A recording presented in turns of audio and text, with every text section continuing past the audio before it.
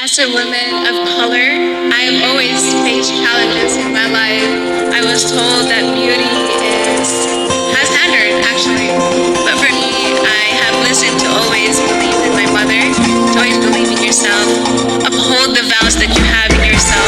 Because of these, I am already influencing a lot of people who are facing me right now.